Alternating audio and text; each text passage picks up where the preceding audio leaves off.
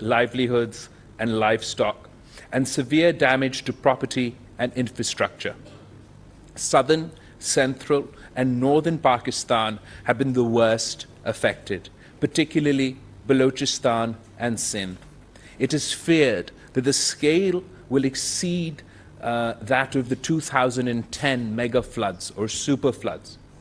Nature is sending us all a new message, and because of its geographical location and a confluence of other vectors, Pakistan has become the ground zero of this century's biggest existential threat, global warming. In some areas, the water is just everywhere, in an unbroken horizon of inundation. 72 districts have been declared calamity hit. Over 33 million people have been affected, which is the size of a small country.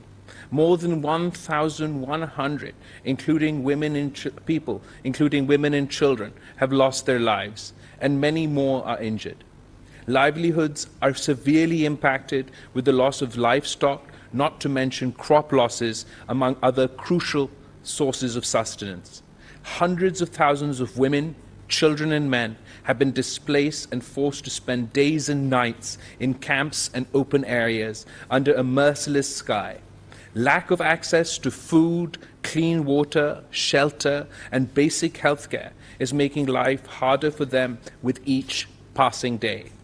Critical infrastructure, roads, bridges, and railway networks have been seriously damaged and destroyed. This is impeding our efforts for delivery of aid and transportation of affectees to safer locations. The situation is likely to deteriorate even further as heavy rains continue over areas already inundated by more than 2 months of storm and flooding. For us, this is no less than a national emergency. For the most vulnerable, especially the women and children impacted by this disaster, this is a life-defining experience.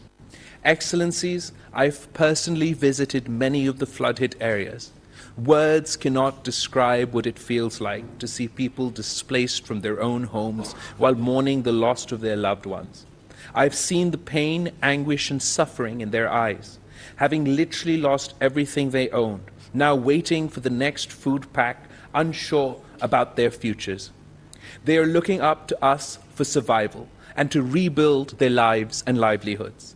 In addition to the human misery, these extraordinary floods have taken a severe toll on the economy and further stretched our limited resources. Excellencies, the government of Pakistan is cognizant of its responsibilities and has been leading the humanitarian response with invaluable support from the United Nations and humanitarian partners. As part of our national efforts, we've earmarked $173 million to help flood-affected people through direct cash transfers. This will be dispersed through the Benazir Income Support Program to 1.5 million families who will each receive 25,000 rupees in immediate cash relief.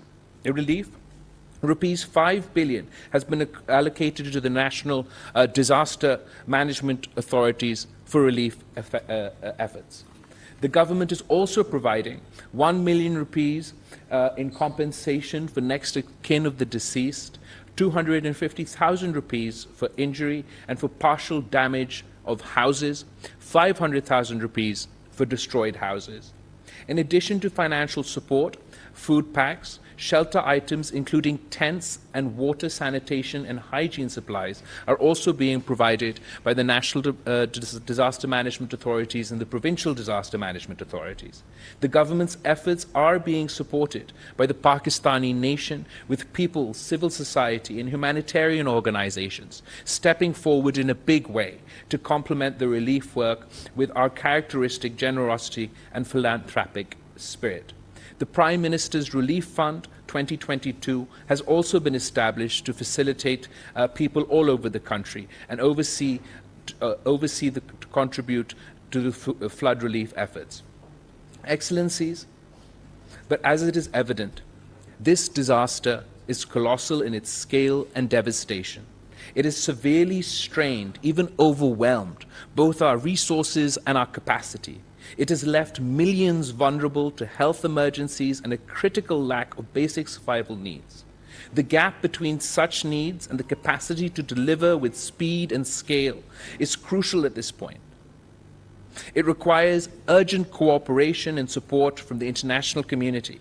We are profoundly grateful for the initial round of spontaneous solidarity and support from so many of our friends and partners around the world. I would like to acknowledge and thank all our friends for the prompt financial support and relief assistance being provided by several countries as well as the United Nations, World Bank, and Asian Development Bank.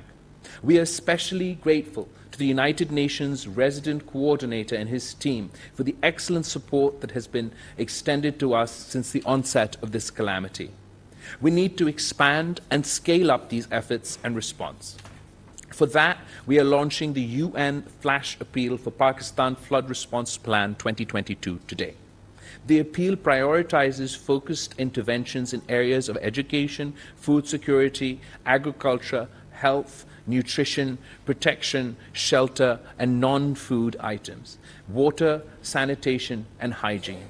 We also need assistance with livelihoods and livestock support, as well as relief, machinery, and equipment. We urgently need shelter and tents and mosquito nets, if they can be arranged and transported. This appeal is expected to address only part of the overall requirements and will therefore complement the broader effort. I would like to urge the international community to give its full backing to the Flash Appeal to help the people of Pakistan most in need. I hope our partners would appreciate that given the urgent requirements of this catastrophe and the compounded burden on our economy, the humanitarian assistance being offered does not cut into the already committed development assistance. Beyond the immediate rescue and relief efforts, we would need support for rehabilitation and reconstruction of the flood-affected areas. I encourage you to contribute generously towards meeting the funding requirements of this response plan and going beyond. We believe that the efforts of the United Nations will be boosted by swift offers and announcements of support from your countries. Excellencies, the calamity we are facing is a clear manifestation of the direct and unmitigated consequences of climate change.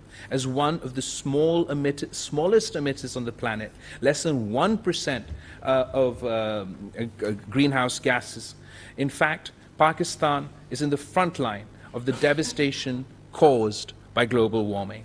This mega flood has once again made us acutely aware of our vulnerability to recurring climate shocks.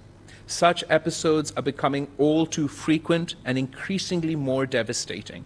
I hope you will agree that both the spirit of climate justice as well as humanitarian assistance, the international community needs to step up and share the burden with those most affected and impacted by rapidly changing climate and weather patterns. Your full support and solidarity with the people of Pakistan at this time would go a long way to alleviating their suffering and in helping to rebuild their lives, resilience, and communities. I thank you and look forward to working with all of you to build back better. Thank you. Thank you very much, sir. वज़ीर ख़ारजा बिलावल भुट्टो ज़रदारी दफ्तर ख़ारजा में तकरीब से खिताब कर रहे थे। अक़वाम मुत्तहिदा रुकन ममालिक से हंगामी मदद के हवाले से दफ्तर ख़ारजा में Excellencies, dear friends, Pakistan is awash in suffering. The Pakistani people are facing a monsoon on steroids, the relentless impact of epochal levels of rain and flooding. The climate catastrophe has killed more than 1,000 people, with many more injured. Millions are homeless, schools and health facilities have been destroyed, livelihoods are shattered, critical infrastructure wiped out, and people's hopes and dreams have washed away. Every province of the country has been affected. In my prior position as High Commissioner for Refugees, I witnessed the enormous giving spirit of the Pakistani people, welcoming and protecting millions of Afghan refugees, and in many cases, sharing their limited resources.